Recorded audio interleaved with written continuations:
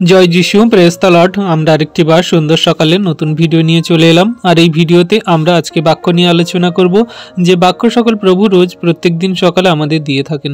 তো বিশ্বাসী সন্তানরা আমরা সবাই এই বাক্য নিয়ে আলোচনা করার আগে একটা ছোট্ট প্রার্থনা করি, আর তারপরে আমরা বাক্যে আসছি। তো আসুন আমরা সবাই নত হই আর প্রভুর কাছে প্রার্থনা করি।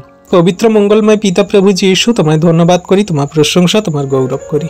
প্রভু, তুমি মহান দয়ালু কৃপাময় ঈশ্বর পিতা, তুমি আমাদেরকে তোমার চরণতলায় আনয়ন করিয়েছো তোমার সেই সঠিক সুন্দর উদ্দেশ্যের জন্য, যে তুমি তোমার সন্তানদেরকে আত্মিকতায়, পবিত্রতায়, ধার্মিকতায় সুন্দরভাবে গড়ে নেওয়ার জন্য। প্রভুকে আজকের এখানে যত আমরা বিশ্বাসী সন্তানরা একত্রিত হয়েছি, তুমি আমাদেরকে তোমার সেই বাক্যের জ্ঞান বুদ্ধি দান করো। তুমি স্বর্গ থেকে তোমার সেই আত্মিক খাদ্য সকল আমাদের দিতে সাহায্য করো, যেন শয়তান দিয়াবল মন্দতা তোমার বাক্য চুরি না করে নিতে পারে। প্রভু, তুমি আমার মুখ দিয়ে কথা বলো, তুমি আমার জিহ্বা দিয়ে কথা বলো। প্রভু, আমার দেহ মন আত্মাকে তোমার হস্তে চরণতলে সমর্পণ করলাম। আমার কোনো যোগ্যতা নেই, কোনো শক্তি নেই, কিন্তু তুমি সেই সমস্ত আশীর্বাদ ও অনুগ্রহে তোমার সন্তানদেরকে সেই আত্মিকতার বাক্য সকল বুঝতে জানতে সাহায্য করবে, করছো পিতা, বিশ্বাস করি। সমস্ত নেটওয়ার্কগুলোকে তোমার হস্তে চরণতলে রাখি, আমাদের মন্ঠিত আত্মাগুলোকে রাখি। দয়া করো, কৃপা করো না, অনুগ্রহ করো। তুমি যে বাক্য সকল আমাদের বুঝতে জানতে সাহায্য করবে প্রভু, সেই বাক্য সকল আমরা নিজেরা পালন করে চলবো এবং জগতের মানুষকেও বলবো। সবাই তোমার চরণতলে নতনম্র হয়ে, স্থির হয়ে, বিশ্বাসে, প্রেমে অটুট হয়ে চলবো। প্রভু, এই বিনতি প্রার্থনা তোমার চরণতলে রাখি। তুমি আমাদের এই বিনতি প্রার্থনা সকল দেখলে, শুনলে এবং আশীর্বাদ অনুগ্রহে পরিপূর্ণ করলে। এই প্রার্থনা চাইলাম যীশু খ্রিস্ট তোমার পবিত্র মধুর নামে, আমেন। এবারে বিশ্বাসী সন্তানরা আমরা বাক্য থেকে দেখব যে প্রভু আমাদেরকে প্রত্যেক দিনের যে আত্মিক খাদ্য বাক্য দান করছে। আজকের আমরা বাক্য থেকে দেখব যে 2 তিমথিও 4 অধ্যায়ের 1 পদ থেকে। 2 তিমথিও 4 অধ্যায়ের 1 পদ থেকে আমরা দেখব। আমরা কালকে দেখেছিলাম যে সাধু পৌল তিনি সেই তিমথিওর কাছে পত্র লিখছে, তার সমস্ত মনের কথা বলছে। তিনি যে সমস্ত সংকটে বিপদে পড়েছিলেন এবং যে সমস্ত প্রভুর কার্য তিনি করেছিলেন সাহসপূর্বক উত্তম যোদ্ধা রূপে, সেই সমস্ত কথা তিমথিওকে জানিয়েছে সেই মতো চলার জন্য, আর আমাদেরকেও জানিয়েছে। এখানে সেই সাধু পৌল তিমথিওকে আরও শেষ কথা বলছে। এইটা তিমথিওর কাছে সাধু পৌলের শেষ চিঠি, আর কোনো চিঠি নেই বা তিনি আর কোনো লিখছে না। তিনি এখানে বলছেন যে বৃদ্ধ বন্দী পৌলের শেষ কথা, তিনি এই শেষ কথা সেই তিমথিওকে জানাচ্ছে। আজকে যারা আমরা এই বাক্য পড়ছি আমাদেরকেও তিনি জানাচ্ছে। কি বলছে? 2 তিমথিও 4 অধ্যায়ের 1 পদে বলছে, আমি ঈশ্বরের সাক্ষাতে এবং যিনি জীবিত ও মৃতগণের বিচার করিবেন, সেই খ্রিস্ট যিশুর সাক্ষাতে তাহার প্রকাশ প্রাপ্তি ও তাহার রাজ্যের দোহাই দিয়া তোমাকে এই দৃঢ় আজ্ঞা দিতেছি। 2 তুমি বাক্য প্রচার করো, সময়ে অসময়ে কার্যে অনুরক্ত হও, সম্পূর্ণ সহিষ্ণুতা ও শিক্ষাদান পূর্বক অনুযোগ করো, ভৎসনা করো, চেতনা দেও। আমেন। তাহলে এইখানে সেই তিমথিওকে বলছে সাধু পৌল যে আমি ঈশ্বরের সাক্ষাতে এবং যিনি জীবিত মৃতগণের সেই বিচার করিবেন খ্রিস্ট যিশুর সাক্ষাতে তোমাকে আমি এই কথা বলছি। তোমার সেই ঈশ্বর প্রভুর দয়া কৃপা করুণা আছে, এবং আমি যে দয়া কৃপা করুণা খ্রিস্ট যিশুর কাছ থেকে পেয়েছি সেগুলো তোমার কাছে জানাচ্ছি। আমি সেই রাজ্যের দোহাই দিচ্ছি, স্বর্গরাজ্যের দোহাই দিয়ে তোমার কাছে দৃঢ় আজ্ঞা দিচ্ছি, তুমি এই সমস্ত পালন করো এবং এই মতো জীবন যাপন করো। এখানে আমাদেরকেও সেই সাধু পৌল দৃঢ় আজ্ঞা দিচ্ছে। সাধু পৌল কি বলছে? যে আমি তোমাদের এই দৃঢ় আজ্ঞা দিতেছি, সেই স্বর্গরাজ্যের আমি দোহাই দিচ্ছি, খ্রিস্ট যিশুর প্রকাশ প্রাপ্তির কথা সকল, এবং সেই খ্রিস্ট যিনি মৃতগণের এবং সেই যিনি জীবিত আছেন, সেই ঈশ্বর পিতা যিনি বিচার করবেন, তার কথা অনুযায়ী আমি তোমাদেরকে সঠিক সুন্দর সত্য কথা বলছি। তোমরা শোনো, তোমরা এই মতো কার্যকারী হও, বাক্য সকল পালন করো। আমি তোমাদেরকে এই সত্যটাকে জানাচ্ছি, কারণ আমার সময় হয়ে এসেছে, এবারে তোমাদের কার্য করার পালা, তোমরা এই মতো করবে।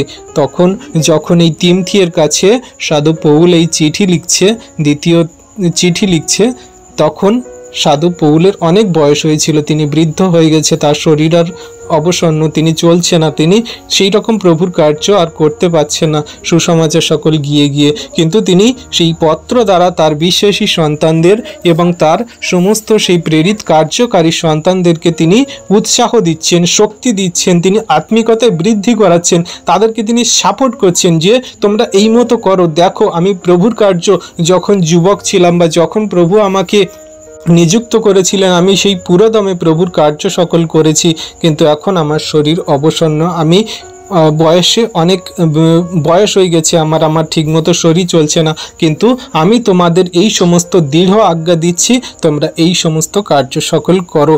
বিশেষ করে সেই তিমথিওকে বলছে, আজকে যারা আমরা এই বাক্য পড়ছি আজকে আমাদেরও বলছে। কি বলছে?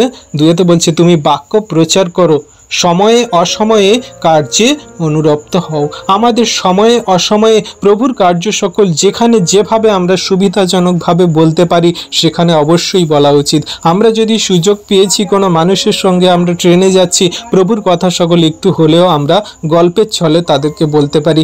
আমরা এমন জায়গায় ঘুরতে গেছি, সেখানে কোনো একজন অপরিচিত মানুষের সঙ্গে আমাদের আলাপ পরিচিত হয়েছে, সেখানে আমরা কথার ছলে গল্পের ছলে আমাদের সেই মনের যে সমস্ত কথা সকল আমরা ব্যক্ত করতে পারি, প্রভুর কথা সকল জানাতে পারি। আমরা কোনো একটা জায়গায় জার্নি করছি, যাচ্ছি, সেখানে একটা কোনো এক ব্যক্তি মানুষের সঙ্গে আলাপ পরিচিত হয়েছে, আমরা সেই মানুষকে আমাদের সেই সাক্ষ্যের কথা জানাতে পারি যে প্রভু আমার জীবনে এই মহিমা কার্য করেছে, প্রভু যীশু আমার জীবনে দয়া কৃপা করুণা করেছে। তাহলে আমরা সময়ে অসময়ে যেখানে যেভাবে হলেও আমরা প্রভুর কার্য সকল করতে পারি, প্রভুর কার্যে আমরা অনুরক্ত হতে পারি। আর সেই কথা সাধু পৌল তিনি বলছেন যে তোমরা বাক্য প্রচার করো এবং সময়ে অসময়ে প্রভুর কার্যে অনুরক্ত হও। আর বলছে সম্পূর্ণ সহিষ্ণুতা ও শিক্ষাদান পূর্বক অনুযোগ ও ভৎসনা করো, চেতনা দাও। এখানে বলছে যে সম্পূর্ণ সেই সহিষ্ণুতা দ্বারা নম্রভাবে সম্পূর্ণ প্রভুর শিক্ষাকে তুমি দান করো, প্রেমের সঙ্গে প্রভুর শিক্ষাকে তাদেরকে দান করো বলো, এবং কি বলছে অনুযোগ পূর্বক বলো, যেন তারা বুঝতে পারে, শাসন দ্বারা তাদেরকে বলো। আর এখানে ভৎসনার কথা বলা হচ্ছে। ভৎসনা মানে কি না, সেই ভৎসনা মানে হলো সাহসের সঙ্গে, বা যেটা আমরা বলে থাকি ভৎসনা কথার অর্থ হলো গিয়ে যে সম্পূর্ণ সাহসের সঙ্গে বা ধমক দিয়ে যেটাকে বলা হয়, সেই রকম ভাবেও তুমি প্রভুর সেই ধমকের সাথে সাহসের সঙ্গে পাওয়ারের সঙ্গে তুমি সেই প্রভুর কথা সকল বলো, আর তাদেরকে চেতনা দান করো যাতে তারা সত্যকে জানতে পারে এবং বুঝতেও পারে। আর এখানে বলছে কি, তিনি বলছে আর কেননা এমন সময় আসিবে যে সময় লোকেরা নিরাময় শিক্ষা সহ্য করিবে না, কিন্তু কান চুলকানি বিশিষ্ট হইয়া আপন আপন অভিলাষ অনুসারে আপনাদের জন্য রাশি রাশি গুরু ধরিবে। তাহলে এইরকম কথা যখন সেই তিমথিয়ের কাছে লিখছে সাধু পৌল, আর আজকের দিনে আমরা জগতের মাঝে দেখছি সেই সম্পূর্ণটাই একদম বাক্যে সম্পূর্ণরূপে ফলে যাচ্ছে বা ফলে গেছে। এখনকার মানুষ তারা কি না নিজেদের অভিলাষের পূরণের জন্য রাশি রাশি গুরুকে ধরে তাদের কাছে মাথা নত হয়ে নানান রকম ভাবে যাচনা করছে, প্রার্থনা করছে, ফল মূল বেলপাতা নানান রকমের ধূপধুনা নানান রকমের নৈবেদ্য নিয়ে যাচ্ছে, তারা কত কি তার কাছে দান করছে, দিচ্ছে সেই গুরুকে, তারা সেই পূজা করছে তাদের অভিলাষ পূরণের জন্য, তাদের নিজেদের চাহিদার জন্য। তো এই রকম সেই কান চুলকানি মানুষ বিশিষ্ট এবং সেই সমস্ত ভুল শিক্ষা মানুষ বিশিষ্ট যারা কিনা সত্যের সেই সমস্ত নিরাময় শিক্ষাকে সহ্য করতে পারে না বা গ্রহণ করে না, সেই সমস্ত মানুষদের কাছেও প্রভুর সত্য শিক্ষাকে জানানো বা বলা। এখন সময় উপস্থিত যে সমস্ত মানুষরা প্রভুর এই সমস্ত ভুল শিক্ষাদানে বা যারা নিজেদের অভিলাষে রাশি রাশি গুরুকে ধরে তারা তাদের কাছে নত হয়ে সমস্ত যাচনা প্রার্থনা সকল রাখছে যেন তারা সত্য পথে ফিরে আসে, তারা যেন সত্য ঈশ্বরকে জানে, গ্রহণ করে, আমাদের এই বিনতি প্রার্থনা রাখতে হবে প্রভুর কাছে। তাদেরও যেন মন পরিবর্তন হয়, তারাও যাতে সেই অভিলাষজনক চাহিদা প্রয়োজন থেকে বেরিয়ে এসে খ্রিস্টের সেই নিরাময় শিক্ষাতে মন দেয়। কান চুলকানি বিশিষ্ট মানুষের চাহিদা প্রয়োজনে বা সেই সমস্ত ভণ্ড মানুষদের প্রলোভনে যেন না পড়ে, আমাদের এই প্রার্থনা রাখতে হবে। আর আমাদেরও সতর্ক থাকতে হবে যেন এই সমস্ত কান চুলকানি মানুষ, নিরাময় শিক্ষার বাইরে যারা উল্টোপাল্টা শিক্ষা দেয় বা যে সমস্ত সেই অভিলাষজনক অনুসারে রাশি রাশি গুরু ধরে যে সমস্ত মানুষরা চলাফেরা করছে, তাদের কাছে আমাদের সেই সত্য শিক্ষাকে পৌঁছে দেওয়া বা তাদের সঙ্গে আমাদের প্রভুর বাক্য আদান প্রদান করার সঠিক রূপে। আর সেই সমস্ত ভণ্ড গুরু বা সেই সমস্ত অভিলাষ অনুসারে চলা মানুষদের থেকে আমাদের দূরে থাকা, যাতে তারা সত্যকে সঠিক রূপে জানতে পারে এবং বুঝতে পারে। আমাদের সর্বদা বাক্যকে খেয়াল রাখতে হবে এবং বুঝতে হবে। সাধু পৌল তিনি যে আগে এই সমস্ত কথা বলে গেছেন আর এখন তার সম্পূর্ণরূপে ফলে যাচ্ছে, তাহলে তিনি পবিত্র আত্মা দ্বারা যে সমস্ত কিছু পেয়েছেন, প্রভু তার মধ্যে যে সমস্ত কথা বলেছেন, সেগুলো আজকের দিনে সমস্ত কিছুই পূর্ণ হচ্ছে।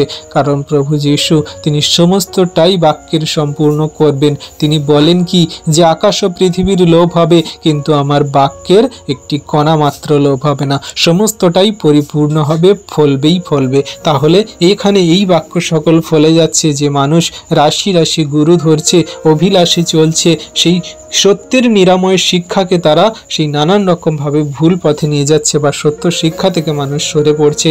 নিজেদের কান চুলকানিতে মানুষ ভুল পথে জীবনযাপন করছে। কান চুলকানি মানে হলো যে সত্যকে তারা বিশ্বাস করতে চায় না, গ্রহণ করতে চায় না বা সত্যের পথে তাদের জীবনকে চালাতে চায় না, সম্পূর্ণ হেয় জ্ঞান করে উড়িয়ে দেওয়াকে একটা কান চুলকানি বিশিষ্ট উদাহরণস্বরূপ জানানো হচ্ছে। তো এইরকমভাবে মানুষদের সমস্ত সেই কথা সকল সাধু পৌল আগের থেকে জেনে গিয়েছিল, আর সেই কথা তিমথিওকে জানাচ্ছে, আর তিমথিও সেই কথা পাঠ করছে এবং আমরা যারা এখন এই পড়ছি আমাদেরকেও এই কথা বলছে। আর যারা কি বলছে, এবং সত্য হইতে কান ফিরাইয়া গল্পের দিকে বিপথে যাইবে। তাহলে সত্য যে বাক্য, সত্য যে শিক্ষা, সত্য যে খ্রিস্ট যীশু, সেই সমস্ত সত্য ঈশ্বরকে তারা সেই ভুল পথে চালিত করবে। আর সেই গল্প কথা যে সমস্ত মানুষরা পৌরাণিক সেই কাল্পনিক যে সমস্ত কথা সকল মানুষ বলে গেছে, তাদের সেই বংশ পরম্পরায় রীতিনীতি দ্বারা সেইগুলোতে তারা মন দেবে, তারা বিপথে চলে যাবে। আর এখন আমরা জগতের মাঝে দেখছি মানুষ সেই সমস্ততে তারা চলে গেছে। তারা পৌরাণিক, তারা সেই নানান রকমের কাল্পনিক যে সমস্ত গল্প শুনেছে, যে সমস্ত কিতাব পড়েছে, সেগুলোতে তারা মন দিয়ে সেই মতো তারা জীবনযাপন করছে। তাদের বিধি ব্যবস্থা এবং রীতিনীতি, তাদের সমস্ত বংশ পরম্পরায় সেই সমস্ত কার্য সকল পালন করার জন্য তারা সত্য থেকে কান ফিরিয়েছে। তুমি একটা মানুষের কাছে সত্য শিক্ষা নিয়ে বলো, সেই মানুষ সে সত্য থেকে কান বন্ধ করবে। সে নানান রকম ভাবে তোমার সঙ্গে তর্ক বিতর্ক দ্বারা, নানান রকম ভাবে তোমার সঙ্গে বাজে মন্দ কথা দ্বারা সেই সত্য থেকে কান ফিরিয়ে নেবে। কিন্তু যেখানে সেই গল্প কথা, যেখানে পৌরাণিক, যেখানে সেই নানান রকম পুরনো দিনের সেই জাগতিক কথাবার্তা দ্বারা মানুষকে বোঝানো হচ্ছে সেই শারীরিক চাহিদা প্রয়োজনের জন্য, অভিলাষের জন্য, সেই সমস্ত মানুষরা সেই বিপথে চলে যাবে। আর এখন জগতে আমাদের তাই হচ্ছে, তাই আমরা দেখছি। তাই এই সমস্ত কথা সাধু পৌল তিমথিওকে সতর্ক করছে এবং আমাদেরকেও সতর্ক করছে। আর এখানে বলছে যে সতর্ক করছে এবং সেগুলো সমস্ত কিছু জানাচ্ছে। কিন্তু আমরা যেন খ্রিস্টের সেই সমস্ত কার্য সকল সঠিক রূপে কার্যকারী পালন করে চলি এবং আমরা যেন খ্রিস্ট যিশুতে তার বাক্যে স্থির থাকি, কার্যকারিতায় এগিয়ে যাই, তাই আমাদের শিক্ষাদানে তিনি আরও দৃঢ় করছেন, নিপুণ করছেন। 5 কি বলছেন তিনি? বলছে, কিন্তু তুমি সর্ববিষয়ে মিতাচারী হও, দুঃখ ভোগ স্বীকার করো, সুসমাচার প্রচারকের কার্য করো, তোমার পরিচর্যা সম্পন্ন করো। হালেলুইয়া। তাহলে আমাদেরকে এইখানে জানানো হচ্ছে কি যে তুমি সেই সমস্ত মানুষের কান চুলকানিতে, গল্প কথাতে, তাদের রাশি রাশি যে যারা গুরু ধরেছে, যারা যে সমস্ত মানুষ সত্যের নিরাময় শিক্ষাকে তারা তুচ্ছ করেছে, সেই সমস্ত মানুষদের কথাতে তুমি ভুলো না। কিন্তু তুমি কি করো না, সর্ববিষয়ে মিতাচারী হও, প্রভুর সত্য শিক্ষাকে আঁকড়ে ধরো, গ্রহণ করো এবং সেটাকে জীবনে কার্য কার্যকারী পালন করে চলো। হালেলুইয়া। আর প্রভুর এই কথা সকল তুমি সেই জগতের মানুষের কাছে বলো, সুসমাচার সকল বলো। তুমি সুসমাচারের কার্যকে সম্পন্ন করো, শেষ করো। তোমার শেষ দিন পর্যন্ত এই সুসমাচারের কার্যকে তুমি সম্পূর্ণরূপে পালন করো। তোমার যেন এই সুসমাচার কার্য তোমার শেষ নিঃশ্বাস পর্যন্ত থাকে। তুমি যখন যখন সময় পাবে, সুযোগ পাবে, সুবিধা পাবে, তুমি প্রভুর কথা সকল বলতে ছেড়ো না। প্রভু আমার জীবনে এই আশীর্বাদ অনুগ্রহ দান করেছে, প্রভু তোমাকে ভালোবাসে, প্রভু তোমাকে উদ্ধার করতে চায়, প্রভু তোমাকে অনন্ত জীবনে নিয়ে যেতে চায়। প্রভু যিশুই একমাত্র সত্য ঈশ্বর, তার কাছে এলে অনন্ত জীবন পাওয়া যায়। এমনি করে আমরা সুসমাচার দ্বারা মানুষের কাছে বলতে পারি, আর আমাদের শেষ নিঃশ্বাস পর্যন্ত পরিচর্যা কাজকে আমরা সম্পন্ন করতে পারি। হালেলুইয়া। তাহলে বিশ্বাসী সন্তানরা আমরা প্রভুর কার্য সকল করার জন্য সম্পূর্ণরূপে খ্রিস্ট যিশুতে দৃঢ় থাকি, শক্তিশালী হয়ে আমাদের মনকে বাক্যে কার্যকারিতায় বেঁধে রাখি। আর এখানে বলছে দেখো, দুঃখ ভোগ স্বীকার করো।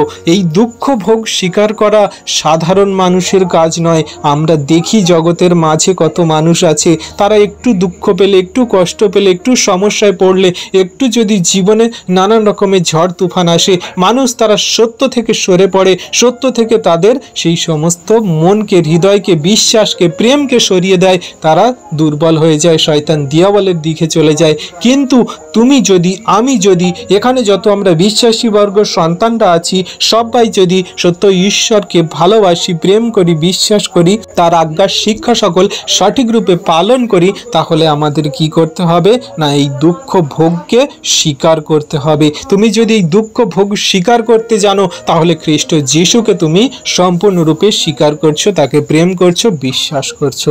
কারণ আমরা বিশ্বাস করি যে আমার প্রভু যিশু যে দুঃখ ভোগ স্বীকার করেছে, তার তুলনায় আমরা কোনো কিছু পাইনি, তার তুলনায় আমাদের জীবনে কোনো কিছু দুঃখ, ক্লেশ, কষ্ট, সমস্যা আসেনি। তিনি বড় বড় পেরেককে তার হাতে ঠুকেছেন, তিনি নিজেকে সম্পূর্ণ ক্ষত বিক্ষত করে দিয়েছেন, তার রক্তের শেষ বিন্দু কণা পর্যন্ত আমাদের জন্য দিয়ে দিয়েছেন।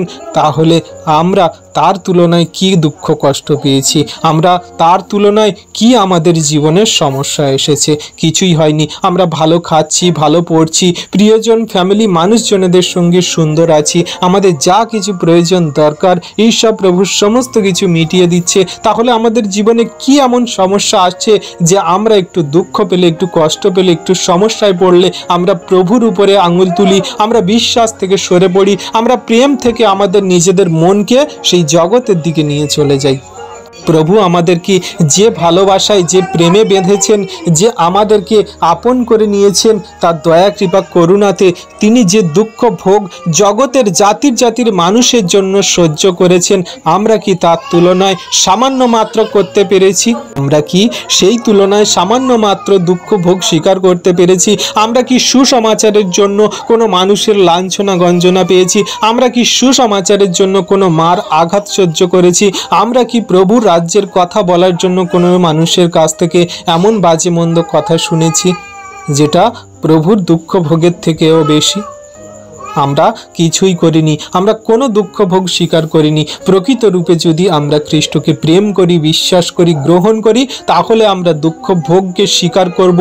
সেই সমস্ত মানুষরা যারা আমাদের দুঃখ দেয়, যে শয়তান দিয়াবল মন্দতা আমাদের সমস্যায় ফেলতে চায়, আমরা সম্পূর্ণরূপে দৃঢ় থাকব, ঠিক থাকব। আর যারা আমাদের সমস্যায় ফেলতে চায় মানুষজন, তাদের জন্য আমরা প্রার্থনা করব বিনতিপূর্বক, প্রভুর কাছে নাম ধরে ধরে জানাবো যে পিতা, আমার ওই দাদা ভাই, আমার ওই বন্ধু, আমার ওই প্রিয়জন সন্তানদেরকে তুমি বিশ্বাসী বানাও, তাদেরকেও তুমি তোমার চরণতলায় আনয়ন করো। কারণ দিন সময় সন্নিকট, আর সেই সময় নেই। তারা কবে মন ফেরাবে, সত্যকে জানবে, তারা তোমায় গ্রহণ করে ফিরে আসবে। প্রভু তুমি তাদের হৃদয়ান্তরে আত্মায় তুমি আশীর্বাদ অনুগ্রহ দান করো, তুমি তাদেরকে তোমার চরণতলে আনয়ন করো, যাতে তারা তোমায় জানতে পারে, বুঝতে পারে। প্রভু আমি দুঃখ ভোগ স্বীকার করছি, এটা বড় কথা নয়, কিন্তু সেই সমস্ত মানুষরা যদি নরকে পতিত হয়, তাহলে তারা যে দুঃখ কষ্ট যাতনা পাবে, সে দুঃখ কেমন হবে আমি সেটা ভেবে আমি আতঙ্কিত হয়ে যাই। তুমি তাদেরকে ওঠাও। আমাদের বিনতি প্রার্থনা রাখা উচিত। আমরা যে দুঃখ ভোগ এখন স্বীকার করছি এটা বড় বিষয় নয়, কিন্তু জগতের জাতির মানুষেরা তারা যে নরকের দিকে পতিত হচ্ছে তাদেরকে ওঠানোর জন্য আমাদের তো সামান্য দুঃখ ভোগ স্বীকার করতেই হবে। আমাদের প্রিয়জনদেরকে অনন্ত জীবনে নিয়ে যাওয়ার জন্য, সত্য ঈশ্বরের সঙ্গে পরিচয় করিয়ে দেওয়ার জন্য আমাদের তো সামান্য একটু দুঃখ ভোগ হলেও স্বীকার করতেই হবে। এটা আমাদের সবাইকারই করতে হবে।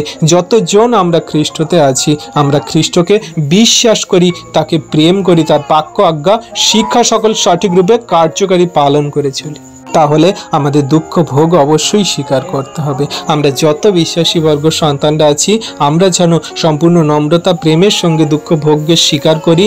আর আমরা এই বিশ্বাস রাখি যে প্রভু আমার এই দুঃখ আনন্দে, হাসি খুশি, প্রেমে এবং অনন্ত জীবনে আমার জন্য মহামূল্য আশীর্বাদ অনুগ্রহ সকল তুলে রেখেছেন। কারণ প্রভু তার বাক্যে কি বলে রোমীয় পুস্তকে, যে আমি এখনকার যে দুঃখ কষ্ট ক্লেশ যন্ত্রণা তখনকার মহিমার আগে আমি এখন কিছুই পাচ্ছি না, কিছুই আমার জীবনে হচ্ছে না। সাধু পৌল নিজেই বলেছেন রোমীয় পুস্তকে, তিনি বলেছেন যে এখনকার দিনের দুঃখ কষ্ট ক্লেশ সেই প্রভুর মহিমার আগে, যে মহিমা তিনি অনন্ত জীবনে আমাকে দেবেন, অনন্ত আবাসে তিনি আমাকে রাখবেন, তিনি আমার যে সুখে শান্তিতে আনন্দে হাসি খুশিতে রাখবেন, আমার চোখের নেত্র জল সকল তিনি মুছিয়ে দেবেন, সেই সময়ের যে আনন্দ খুশি প্রেমের আগে এই দুঃখ কষ্ট কিছুই না, সম্পূর্ণ জিরো, শূন্য, আমি কিছুই পাচ্ছি না। এই পৃথিবীতে থাকাকালীন আমাদের যা কিছু হচ্ছে আমরা সহ্য করি, স্বীকার করি। ঈশ্বর প্রভু আমাদের সকলকে আশীর্বাদ করবেন। হালেলুইয়া। তো এই দুঃখ ভোগের বিষয়ে আমি একটু বড় করে বললাম এই কারণে, আমাদের জীবনে এমন এমন দুঃখ ক্লেশ যন্ত্রণা সমস্যা বাধা বিপত্তি আসে, আমরা দিশেহারা হয়ে যাই। আমরা প্রভুকে তো বড় বড় কথা বলি, বাক্য প্রচার করি, বা আমরা প্রভুর সেই সমস্ত বাক্যকে সাথে নিয়ে চলি, মানুষকেও বলি, নিজেরাও পালন করে চলি। কিন্তু যখন এই সময় সকল আসে, এই দুঃখ ভোগ স্বীকার করার পালা সকল আসে, তখন আমরা প্রকৃত রূপে বুঝতে পারি যে হ্যাঁ, মুখে তো বড় বড় কথা বলা যায়, কিন্তু কার্যকারী করা খুব কঠিন হয়ে দাঁড়ায়। তো আমরা যাতে বিশ্বাসে, তার প্রেমে, তার সেই সমস্ত কার্যকারিতায় স্থির থাকি, সেই জন্য আমি এই কথা সকল একটু বেশি করে বললাম, যাতে আমরা সবাই প্রভুতে এমনি দৃঢ় প্রত্যয় রেখে এগিয়ে চলতে পারি। হালেলুইয়া। আর এখানে 6 বলছে, কেননা এখন আমি পেয় নৈবেদ্যের ন্যায় ঢালা যাইতেছি এবং আমার প্রস্থানের সময় উপস্থিত হইয়াছে। এখানে সাধু পৌল বলছে যে আমার সেই দেহ, আমার মন, আমার আত্মা সকল যেন সেই পেয় নৈবেদ্যের মতন ঢালা যাচ্ছে। পেয় নৈবেদ্য বলতে তরল কোনো সেই পদার্থ বা কোনো রস বা কোনো দ্রাক্ষা রস বা কোনো তরল এমন পদার্থ যেগুলোকে ঢালা হয়, সেই তরল পদার্থ জলের মতো, সেই রকম আমাকে সেই দুঃখে কষ্টে ব্যথা বেদনায় সমস্যায় ঢালা হচ্ছে। তাও আমি খ্রিস্টেতে স্থির আছি, ঠিক আছি, আমি সমস্ত কিছু খ্রিস্টের সমস্ত আজ্ঞা শিক্ষা সকলকে পালন করে চলছি। আমার কিন্তু এখন প্রস্থান করার সময় হয়েছে, আমার যাওয়ার সময় হয়েছে। প্রস্থান মানে আমার এক জায়গা থেকে আরেক জায়গায় যাওয়ার সময় হয়েছে। তো এইখানে সাধু পৌল বলছে যে আমার প্রিয় নৈবেদ্যের মতন ঢালা হচ্ছে, আমার যাওয়ার সময় হয়েছে। আমি যেন তোমাদের কাছে এই সত্যকে জানাতে পারি, তোমরা যাতে বিশ্বাসে স্থির থাকো, ঠিক থাকো, আর আমার সেই সমস্ত কথা সকল তোমরা স্মরণে রাখো যে আমি কেমনভাবে প্রভুর কার্য সকল করেছি বা করেছিলাম। তাহলে এমনি করে সেই সাধু পৌল তিমথিওকে জানাচ্ছে এবং আমাদেরকেও বলছে। আর সাথে বলছে, আমি উত্তম যুদ্ধে প্রাণপণ করিয়াছি, নিরূপিত পথের শেষ পর্যন্ত দৌড়িয়াছি, বিশ্বাস রক্ষা করিয়াছি। হালেলুইয়া। তাহলে দেখো সাধু পৌল কি না করেছে তার জীবনে। তিনি উত্তম রূপে যুদ্ধ করেছে, তার সমস্ত প্রাণকে ঈশ্বরের জন্য পণ করে দিয়েছে। সে জীবনে যত দুঃখ কষ্ট ব্যথা বেদনার সমস্যায় পড়ুক, তার জীবনে কোনো কিছু সে ভাবেই না, কারণ তার মন হৃদয় আত্মা খ্রিস্ট যিশুতে বদ্ধ আছে, সে খ্রিস্ট যিশু তাকে ওঠাবেন, উদ্ধার করবেন, রক্ষা করবেন। তাই তার সমস্ত কার্য খ্রিস্ট যিশুতে দিয়েছে, আর উত্তম রূপে সেই যুদ্ধ করার জন্য প্রাণকে পণ করে দিয়েছে খ্রিস্ট যিশুর নামে। তাহলে আমরা কি দিতে পারছি খ্রিস্ট যিশুর নামে আমাদের প্রাণকে? আমরা কি আমাদের সুসমাচারের জন্য খ্রিস্ট যিশুর নামে কি আমাদের দেহকে, আমাদের এই মন হৃদয় আত্মাকে আমরা পণ করতে পারছি, আমাদের প্রাণকে পণ করছি, দিতে পারছি? যদি আমরা সঠিক রূপে দিতে পারি, সেই মতো এগিয়ে চলি, তাহলে আমরা সেই সাধু পৌলের সমাদর ভাই এবং সাধু পৌলের এবং আরও অন্যান্য প্রেরিতের আমরা সহোদর ভাই হতে পারবো, বা খ্রিস্টের আমরা সন্তান এবং ঈশ্বরের সন্তান হয়ে আমরা চলতে পারবো সঠিক রূপে। আর এখানে বলছে নিরূপিত পথের শেষ পর্যন্ত দৌড়িয়াছি। তিনি এই বৃদ্ধ বয়সে এসে এখন বলছেন যে আমি নিরূপিত পথের শেষ পর্যন্ত দৌড়িয়াছি। হ্যাঁ, আমার মনে হয়েছে যে আমি এতদিনে যা কিছু কার্য করেছি সমস্ত কিছু খ্রিস্টের জন্য করেছি। এবারে আমার মনে একটু শান্তি ফিল হচ্ছে। আমার এতদিন পরে এসে সাধু পৌল ভাবছে যে হ্যাঁ, আমার এই বৃদ্ধ বয়সে এবার মনে হচ্ছে যে আমি প্রভুর সমস্ত কার্য আমি নিরূপিত পথের শেষ পর্যন্ত দৌড়িয়েছি, মানে কার্য সকল করেছি।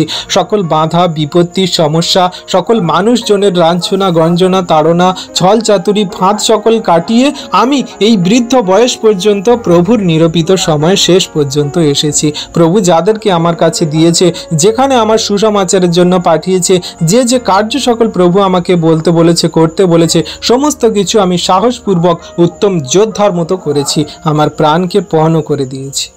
তিনি শেষ সময়ে এসে বলছেন যে আমি নিরূপিত পথের শেষ দিন পর্যন্ত দৌড়িয়েছি। আমাদেরও এই রকমই করা উচিত। আমাদের এখন যুবক বয়স, আমরা যদি প্রভুর সেই সমস্ত সুসমাচার বার্তা সকল প্রচার করি, বলি, এবং আমরাও যদি সেই সাধু পৌলের মতন পাওয়ারের সঙ্গে, সম্পূর্ণ সাহসের সঙ্গে, বিশ্বাসের সঙ্গে, প্রেমের সঙ্গে প্রভুর কথা সকল বলতে পারি, এগিয়ে চলি, তাহলে আমরা প্রত্যেক দিন কত না সুসমাচার বার্তা প্রচার করতে পারবো, কত রকম কলা কৌশলীভাবে এবং কত রকমভাবে প্রভুর সেই বার্তা সকল আমরা মানুষকে দিতে পারবো। এখন ডিজিটাল হয়েছে দেশ, যুগ ডিজিটাল হয়েছে, মানুষ উন্নত হয়েছে, নানান রকম প্রযুক্তি আমাদের কাছে আছে, আরও কত উপায় আমাদের কাছে আছে যেখানে আমরা প্রভুর বার্তা সকল মানুষের কাছে সহজে পৌঁছে দিতে পারি। কিন্তু সাধু পৌলের কাছে তখন এত সুবিধা ছিল না, কিন্তু এখন আমাদের কাছে আছে। তাহলে আমাদের আরও বেশিভাবে করা উচিত, প্রভুর বার্তা সকল সুসমাচার সকল মানুষের কাছে পৌঁছে দেওয়া উচিত। আমাদের শুধু প্রভুর কার্য সকল, প্রভুর সেই সমস্ত সুসমাচার বার্তা সকল, সাক্ষ্য সকল তাদের কাছে পৌঁছে দেওয়া, বাকি কাজ প্রভু করবে। তাদের হৃদয় মনে আত্মায় মনকে পরিবর্তন করা, বিশ্বাসী বানানো, প্রভুর চরণতলে আনা এবং তার সমস্ত রোগ ব্যাধি মন্দতার জীবনে খারাপ কঠিন পরিস্থিতি, তার যা কিছু বাধা বিপত্তি পাপ ক্ষমা পর্যন্ত ঈশ্বর প্রভু তিনি করবেন। আমাদের শুধু সুসমাচার বার্তা প্রচার করা, ঈশ্বর প্রভু বাকি কাজ করে দেবেন। তাই এখানে বলছে যে আমি উত্তম যুদ্ধরূপে প্রাণপণ করিয়াছি এবং নিরূপিত পথের শেষ দিন পর্যন্ত দৌড়িয়াছি আর বিশ্বাস রক্ষা করিয়াছি। হালেলুইয়া। তাহলে দেখো এইখানে সেই বিশ্বাসকে তিনি রক্ষা করেছেন শেষ দিন পর্যন্ত। তিনি কোনো মতে বিশ্বাস হারায়নি যে আমি যেখানে যাচ্ছি প্রভু আমাকে ওঠাবেন, রক্ষা করবেন। আমি যদি বাধা বিপত্তির সমস্যায় পড়ি প্রভু আমাকে সমস্ত সেই ফাঁদ থেকে ওঠাবেন। আমি কোথায় কি বলবো না বলবো প্রভু আমার মুখে বাক্য যোগান দেবে। আমি কোথায় কি প্রভুর কার্য সকল করব প্রভু আমার মধ্যে দিয়ে সেই কার্য করবে, প্রভু মহিমান্বিত হবে। তিনি সম্পূর্ণরূপে প্রভুতে বিশ্বাসী ছিল, বিশ্বাসকে দৃঢ় রূপে রক্ষা করছিল। তিনি শেষ দিন পর্যন্ত প্রভুর বিশ্বাসকে রক্ষা করেছিল। কিন্তু আমরা বিশ্বাসী সন্তানরা বিশ্বাস হারিয়ে ফেলি, আমাদের বিশ্বাস সকল দুর্বল হয়ে যায়, আমরা প্রেমে শিথিল হয়ে যাই, আমাদের মধ্যে নানান রকম দুর্বলতা, চিন্তা ভাবনা, প্রশ্ন, অনেক রকমের মন্দতা চলে আসে। কিন্তু সাধু পৌল তিনি বিশ্বাসে অটুট ছিলেন, বিশ্বাসকে প্রভুতে সম্পূর্ণরূপে ধরেছিলেন শেষ দিন পর্যন্ত।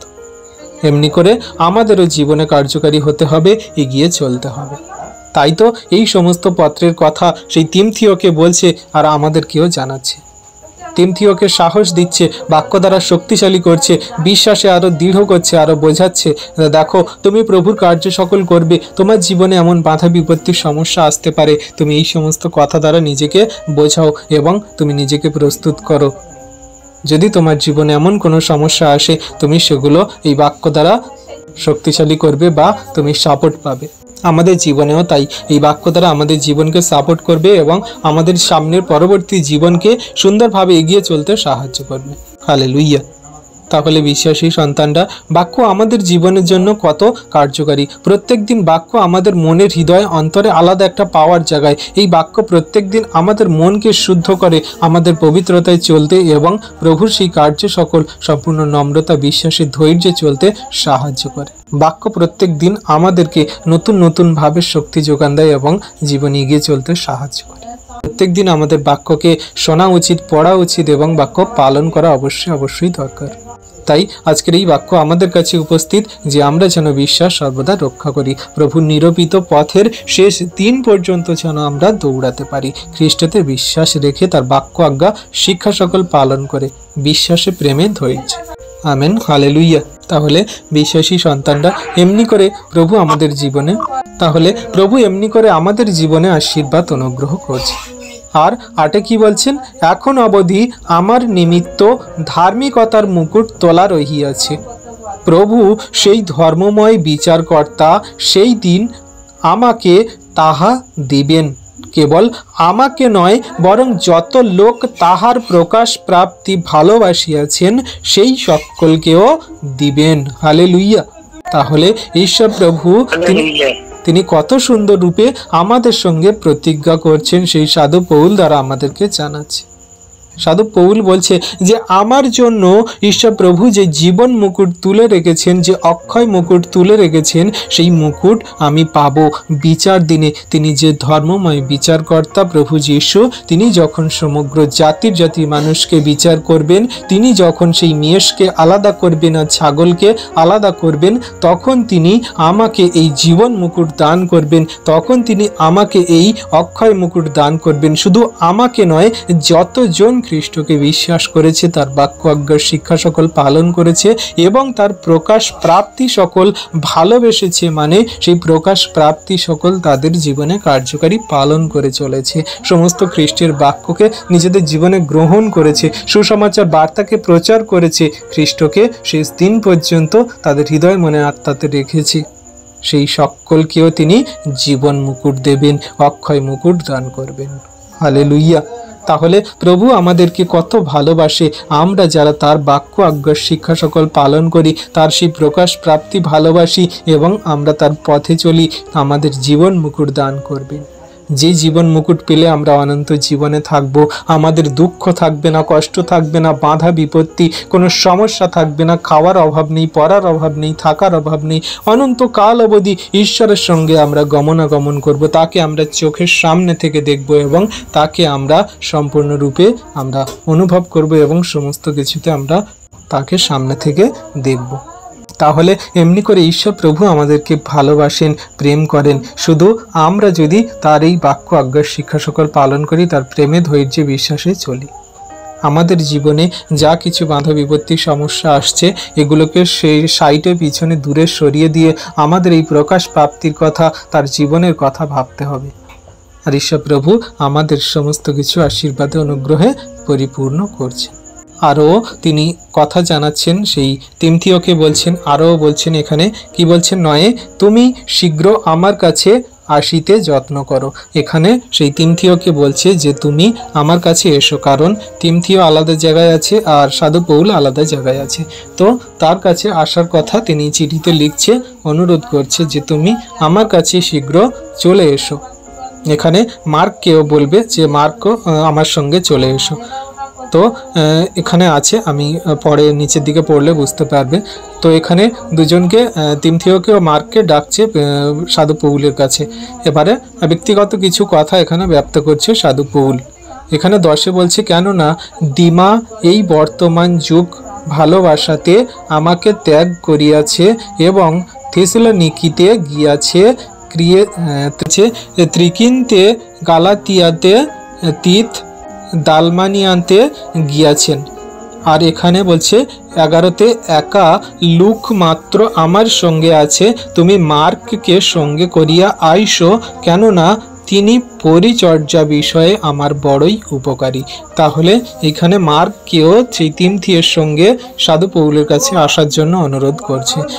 যখন সাধু পৌল মানে সাধু পৌল যখন বৃদ্ধ বয়সে ছিল আর এই চিঠি সকল লিখছে, এখানে দুজন ছিল দিনা এবং ক্রিয়াতে যে হচ্ছে গিয়ে দুজন তিনজন এইরকম ছিল, তারা এক একজন তিতও ছিল। তিত সে এরপরে এই দ্বিতীয় তিমথির পরে এবারে তিত পুস্তক আসবে, তো তিতের পুস্তকেও লেখা আছে, সেখানে তিত পুস্তক লিখেছেন। তো সাধু পৌলের সঙ্গে তারা সুসমাচার প্রচার করত, তাদের সেই এক একটা সুসমাচার প্রচার কার্যের সমস্ত কথা লিখেছে। যে তিতের মতন সে লিখেছে, তিমথিও সে তার কথা সকল সাধু পৌল লিখেছেন। এবারে এখানে যে বিষয় সকল জানাচ্ছে যে থিসেলনিকিতে প্রভু সেই যে কথা সকল বলেছিলেন প্রেরিত পৌলকে, সেই পৌল সেই থিসেলনিকিতে লোকেদের তাদেরকেও বলেছে, গালাতীয়দের কাছেও বলেছে। তো এমনি করে সমস্ত জনেদের কাছে এই সমস্ত কথা প্রভুর বার্তা সকল পৌঁছে দিয়েছে বলেছে। এক একজনকে সেই প্রভুর কাজের জন্য ভাগ করা হয়েছে, তাদেরকে দেয়া হয়েছে, সেখানে তারা করেছে। আর মার্ককে সেই উপকারী বলা হচ্ছে কেন? মার্ক ছিল শিক্ষিত এবং মার্ক ছিল সে ব্যাধ মানে বৈদ্য যাকে বলা হয়, যে রোগ সুস্থ করে তখনকার দিনে জড়িবুটি দ্বারা রোগকে সুস্থ করতে পারে, তিনি হচ্ছে গিয়ে আরোগ্যকারী ছিল, ডাক্তার ছিল। তো মার্ককে তার কাছে ডাকতে বলছিল এই কারণে, যাতে তার যে শরীরে অসুস্থতা আছে বা বৃদ্ধ বয়সে তার যে সমস্ত সমস্যাগুলো হয় সেগুলোতে যাতে সে উপশম পায়, যে সাথে সুস্থ হতে পারে। সেই জন্য মার্ককে তাড়াতাড়ি সেই তিমথিয়ের সঙ্গে ডাকতে বলছিল বা আসতে বলছিল। আর তারপরে এখানে 12তে বলছে, আর তৌকিককে আমি ইফিসে পাঠাইয়াছি।